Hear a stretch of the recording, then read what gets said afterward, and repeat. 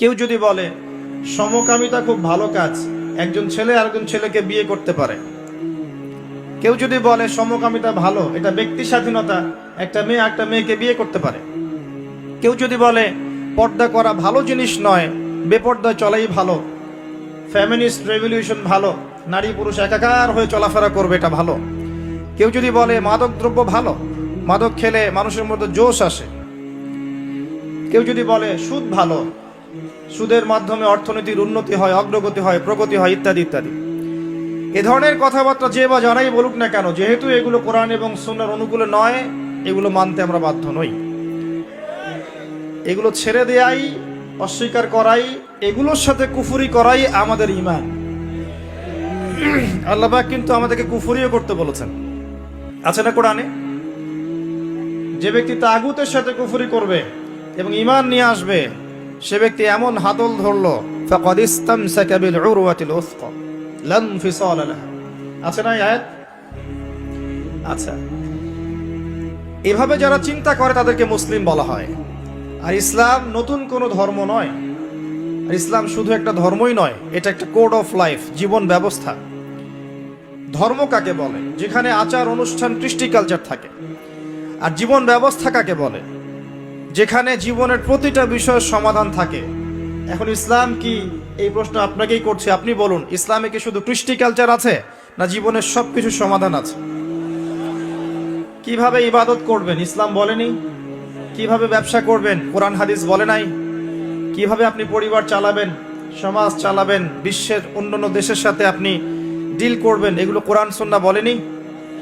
কুরআনুল কারীম এবং নবীর হাদিস আমাদেরকে শিখাচ্ছে কেমন করে চুল আঁচড়াতে হয়। কেমন করে চুল আঁচড়াতে হয় এটাও কোরআন হাদিসের মধ্যে আছে। কেমন করে ইস্তেঞ্জা করতে হয়, বাথরুমে যেতে হয়, এটাও কোরআন হাদিসের মধ্যে আছে।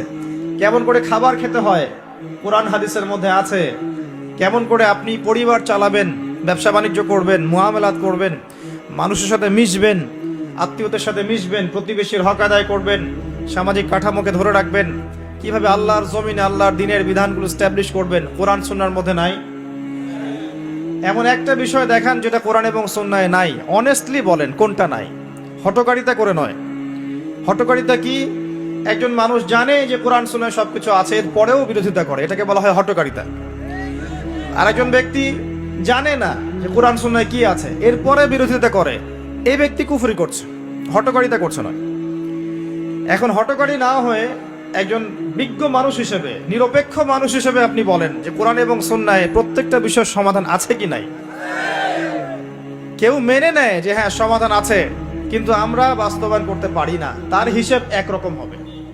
সে মেনে নিয়েছে আকীদাগতভাবে যে কোরআন এবং সুন্নাহে সবকিছু আছে এবং কোরআন এবং সুন্নাহর মধ্যেই জীবনের প্রত্যেকটা বিষয়ের সমাধান আছে, কিন্তু পারিপার্শ্বিকতার কারণে, বৈশ্বিক প্রেক্ষাপটের কারণে, দুর্বলতার কারণে, ইমানের দুর্বলতার কারণে, ইত্যাদি কারণে আমি এগুলোকে 100% বাস্তবায়ন করতে পারি না, তার হিসেব একরকম। আল্লাহ পাক তাকে মাফ করেও দিতে পারেন ইনশাআল্লাহ তাআলা, কারণ তার আকীদা ঠিক ছিল।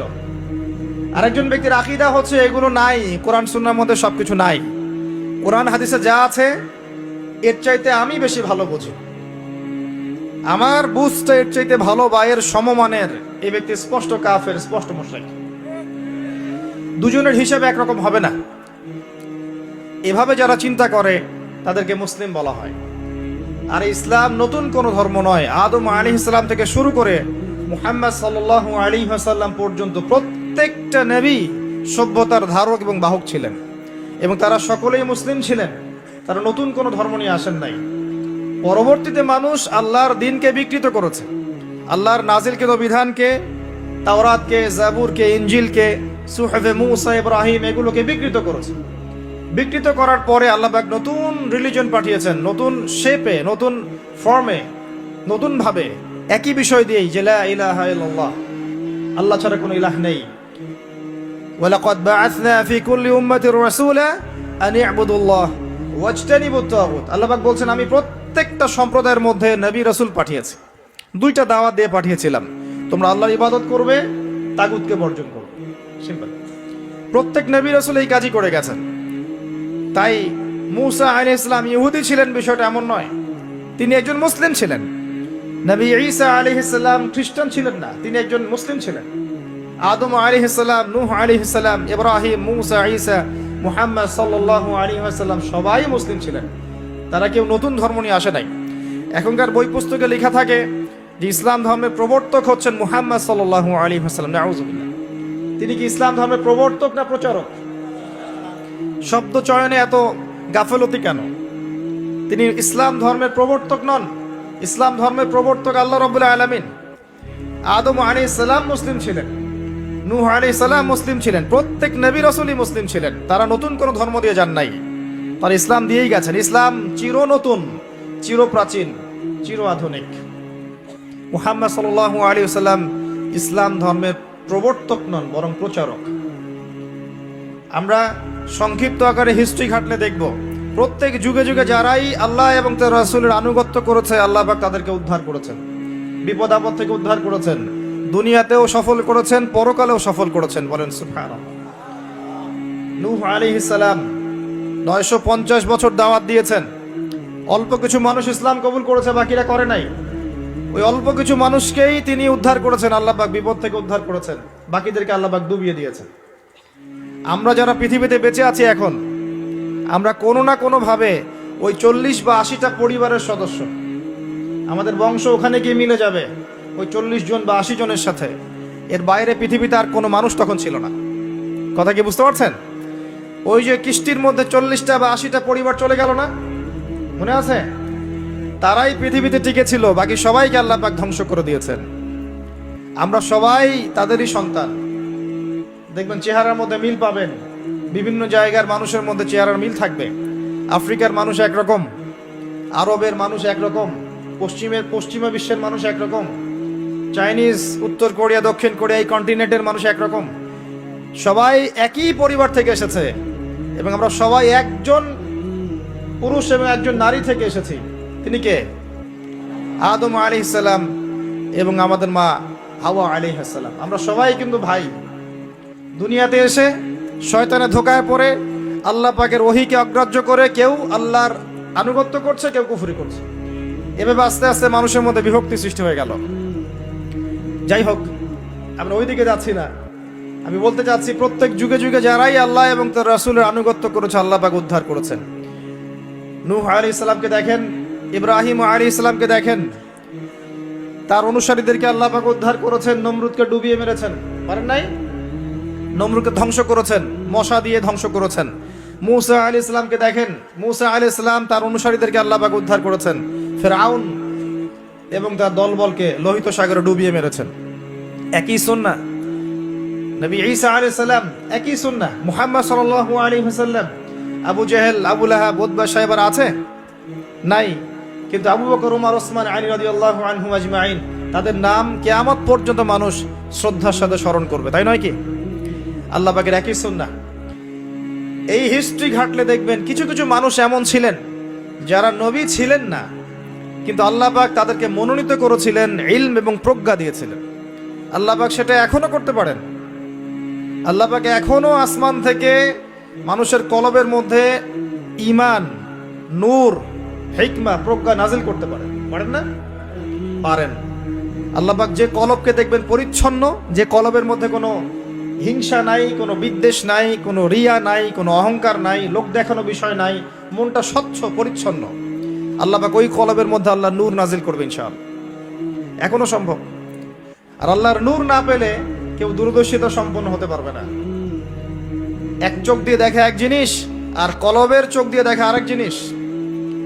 এক চোখা মানুষরা বলছে বিশ্ব এগিয়ে যাচ্ছে, আর কলবের মধ্যে আল্লাহ নূরওয়ালা মানুষরা বলছে বিশ্ব এগিয়ে যাচ্ছে, বাট কিয়ামতের দিকে। কি বুঝছেন? বিশ্ব এগিয়ে যাচ্ছে ঠিকই, বাট কিয়ামতের দিকে, তার শেষ সময়ের দিকে এগিয়ে যাচ্ছে আস্তে আস্তে, এবং এখন খুব দ্রুত এগিয়ে যাচ্ছে। এখন সময় আরো দ্রুত যাচ্ছে। একটা বছর চলে যাচ্ছে একটা মাসের মতো, একটা মাস চলে যাচ্ছে একটা সপ্তাহের মতো, একটা সপ্তাহ যাচ্ছে একটা দিনের মতো, একটা দিন যাচ্ছে একটা ঘন্টার মতো। যারা আল্লাহর নূর এবং বসিরা প্রাপ্ত মানুষ তারা বুঝতে পারে। এই যে রমজান চলে আসলো, কয়দিন আগে রমজান শেষ করে আসলেন, এই যে রমজান চলে আসলো। এই যে কয়দিন আগে জুমার নামাজ পড়লেন, দেখবেন আবার জুমা চলে আসবে। সময় দ্রুত চলে যাচ্ছে। কিসের আলামত? কিয়ামতের আলামত। কত আলামত আছে আপনাকে বলে শেষ করতে পারবো না। মহিলাদের সংখ্যা বাড়ছে, পুরুষদের সংখ্যা কমছে। এমন মহিলাদেরকে রাস্তায় দেখবেন যারা পোশাক পরেও নগ্ন হয়ে ঘুরছে। এদের সম্পর্কে নবীজি বলেছেন, শেষ জামানায় এক শ্রেণীর মেয়ে আসবে যাদেরকে আমি দেখি নাই, মানে 1400 বছর আগে এরা ছিল না। তাদের খাসলত কি? তারা কাপড় পরবে, নিসাউন কাসিয়া আরিয়া, কাপড় পরবে কিন্তু নগ্ন থাকবে। আপনি 200-300 বছর আগে এই মহিলাদেরকে দেখতে পারতেন না। লাস্ট 200-300 বছর আপনি দেখতে পারবেন, যখন থেকে পশ্চিমা বিশ্ব এই ওয়ার্ল্ডের দায়িত্ব নিয়েছে তখন থেকে। এটাকে ফেমিনিস্ট রেভলিউশন বলে। এবং নগ্নতা, বেহায়াপন, অশ্লীলতা, এমন পোশাক পরবো যে পোশাক পুরুষদের পোশাক, এটা কিয়ামতের আলামত। নবীজি বলেছিলেন যে গরিব মানুষরা, দরিদ্র মানুষ, স্যান্ডেল পরার টাকা নাই, গায়ে জামা পরার টাকা নাই, উঁচু উঁচু অট্টালিকা নির্মাণের প্রতিযোগিতা করবে। এটা আখিরুজ্জামান বা শেষ জামানার আলামত। দেখে নেন বিগত 200-300 বছর এগুলো ছিল কিনা। বিশাল বিশাল সাইন এগুলো প্রকাশ পাচ্ছে ডে বাই ডে। মানুষ সুদ খাবে, একজন ব্যক্তি সুদ থেকে দূরে থাকতে চাইবে, তার গায়েও সুদের ছিটাফোঁটা গিয়ে লাগবে। এটা সেই যুগ। আপনি পারবেন না বাঁচতে সুদ থেকে। দাড়ি টুপি নিয়েও খেতে হচ্ছে, কিচ্ছু করার নাই, কারণ সব সিস্টেমই সুদ ভিত্তিক। হয় খাচ্ছেন, না হলে দিচ্ছেন, না হলে সাক্ষী থাকছেন, না হলে লিখে রাখছেন, কিছু না কিছু করছেন। মানুষ মাদক খাবে, মাদককে হালাল মনে করে খাবে। মানুষ জেনা করবে, জেনাকে হালাল মনে করবে, হারাম মনে করবে না। মানুষ হত্যা করবে, যাকে হত্যা করবে সে জানবে না। শেষ জামানায় এক শ্রেণীর মেয়ে আসবে যাদেরকে আমি দেখি নাই, মানে 1400 বছর আগে এরা ছিল না। খিদর আলাইহিস সালাম নাম শুনেছেন? আরেকজনের নাম যুলকারনাইন, নাম শুনেছেন? নবী মুসা আলাইহিস সালাম একদিন জনগণের সামনে ভাষণ দিচ্ছেন। তার খুতবা শেষ হওয়ার পর একজন ব্যক্তি উঠে দাঁড়িয়ে বলল, হে মুসা আলাইহিস সালাম, তুমি অত্যন্ত চমৎকার একটা বক্তব্য দিয়েছো। তুমি কি পৃথিবীর সবচেয়ে জ্ঞানী মানুষ? নবী মুসা আলাইহিস সালাম বললেন, হ্যাঁ, আমি পৃথিবীর সবচেয়ে জ্ঞানী মানুষ। তিনি এই অর্থে বলেছিলেন যে তার কাছে আল্লাহর ওয়াহি আসে, তাওরাত তার উপর নাজিল হয়। আল্লাহর ওয়াহি যার কাছে আসে তার চেয়ে কোনো জ্ঞানী মানুষ থাকতে পারে? জ্ঞানের উৎস কি? মানুষের মস্তিষ্ক প্রসূত যুক্তি, বিজ্ঞান এবং দর্শন, না আল্লাহর ওয়াহি? জ্ঞান কোথা থেকে এসেছে? ওয়াল্লামা আদামাল আসমাআ কুল্লাহা, আল্লাহ পাক বলছেন, আমি আদম আলাইহিস সালামকে সমস্ত নাম শিক্ষা দিয়েছি। জ্ঞান কে শিক্ষা দিয়েছেন? আল্লামাল ইনসানা মা লাম ইয়ালাম, তিনি মানুষকে সেই জ্ঞান শিক্ষা দিয়েছেন যা মানুষ জানতো না। কে শিক্ষা দিয়েছেন? সৃষ্টিগতভাবে আমরা জ্ঞানী ছিলাম না, আল্লাহ পাক আমাদেরকে জ্ঞান শিক্ষা দিয়েছেন। জ্ঞানতাত্ত্বিক দর্শনের বইগুলো পড়লে আমরা দেখি এক শ্রেণীর দার্শনিক বিতর্ক করতেন যে জ্ঞান মানুষ সৃষ্টিগতভাবেই নিজেদের ডিএনএর মধ্যে পেয়েছে। এদেরকে বলা হয় বুদ্ধিবাদী দার্শনিক। আবার আরেক শ্রেণীর দার্শনিক বলতেন, না, মানুষ অভিজ্ঞতা থেকে যা অর্জন করে সেটাই হচ্ছে জ্ঞান। আবার নতুন আধুনিক কিছু দার্শনিক এসেছিলেন যারা বলতেন আসলে বুদ্ধিবাদও নয়, অভিজ্ঞতাবাদও নয়, মানুষ বুদ্ধি অভিজ্ঞতা উভয়ের সমন্বয়ে জ্ঞান শিখে। এদেরকে বলা হতো সমন্বয়বাদী দার্শনিক। তো আমরা দেখি যে দার্শনিকগণ কোনো সলিউশনে যেতে পারেন না, তর্ক করতে থাকেন, বিতর্ক করতে থাকেন, কিন্তু কোনো কুল কিনারা খুঁজে পান না। কারণ তারা চূড়ান্ত অসীম সত্তার কাছে আত্মসমর্পণ করতে পারেন না। তিনি কে? আমরা জানি জ্ঞান আল্লাহর পক্ষ থেকে আসে। আল্লাহ পাক সূরা কাহফের মধ্যে বলেছেন 29 নম্বর আয়াতে, ওয়াকুলিল হাক্কু মির রাব্বিকুম, হে নবী মুহাম্মদ সাল্লাল্লাহু আলাইহি ওয়াসাল্লাম, হক বা সত্য বা জ্ঞান বা ন্যায় অন্যায়ের মানদণ্ড বা সত্য মিথ্যার মানদণ্ড তোমার রবের পক্ষ থেকে আসে, ফুল স্টপ। জ্ঞান, ন্যায় অন্যায়ের মানদণ্ড তোমার রবের পক্ষ থেকে আসে। ফামান শাআ ফালইউমিন, যার ইচ্ছা হয় সে ঈমান নিয়ে আসুক, ওয়ামান শাআ ফালইয়াকফুর, যার ইচ্ছা হয় সে অস্বীকার করুক। ইন্না আ'তাদনা লিযালিমিনা নারান, আমি অস্বীকারী জালেমদের জন্য আগুন প্রস্তুত করে রেখেছি। বলেন নাউযুবিল্লাহ। আমরা বিশ্বাস করি আল্লাহ রাব্বুল আলামিন সমস্ত বিষয়ের স্রষ্টা। বিগ ব্যাং থেকে মহাবিশ্ব সৃষ্টি হয়নি, বরং বিগ ব্যাংকে আল্লাহ পাক সৃষ্টি করেছেন। আমরা এটা বিশ্বাস করি। আমরা বিশ্বাস করি আল্লাহ পাকের পক্ষ থেকেই চূড়ান্ত জ্ঞান আসে। কিভাবে আসে? ওহীর মাধ্যমে আসে। আল্লাহ পাক কি সরাসরি মানুষের সাথে কথা বলেন? বলেন না। আল্লাহ পাক একটা মাধ্যম অবলম্বন করেন। মানুষের মধ্যে কিছু মানুষকে আল্লাহ পাক বাছাই করে নেন, যাদের কাছে আল্লাহর পক্ষ থেকে ওহী নাজিল করা হয়। আর এই ওহী হচ্ছে চূড়ান্ত জ্ঞান, সত্য মিথ্যার চূড়ান্ত মানদণ্ড। কিভাবে নাজিল হয়? মালায়েকার মাধ্যমে। কোন মালায়েকা? তার নাম জিবরাইল আলাইহিস সালাম। এভাবেই প্রত্যেক যুগে যুগে আল্লাহ রাব্বুল আলামিন সৃষ্টির শুরু থেকেই ওহী নাজিল করেছেন। তাই আমরা বলতে পারি সভ্যতা শুরু হয়েছে নবী দ্বারা, আর মানুষ সভ্য হয়েছে ওহী দ্বারা। কথা কি বুঝতে পারছেন? বাকি যা কিছু আছে এগুলো বাতিল। আল্লাহর ওহীর বিপক্ষে যা যাবে সেটা বাতিল। মানুষের বুদ্ধি, মানুষের অভিজ্ঞতা, মানুষের দর্শন, মানুষের বিজ্ঞান, এগুলো যদি কোরআন সুন্নাহ বা ওহীর আলোকে হয়, অনুকূলে হয়, মানতে কোনো আপত্তি নেই আমাদের। কিন্তু মানুষের কোনো যুক্তি বা দর্শন বা বিধান বা বিজ্ঞান বা স্কুল অফ থট যেটাই বলেন, যদি কোরআন এবং সুন্নাহ বা আল্লাহর ওহীর অনুকূলে না হয়, এটা মানতে আমরা বাধ্য নই।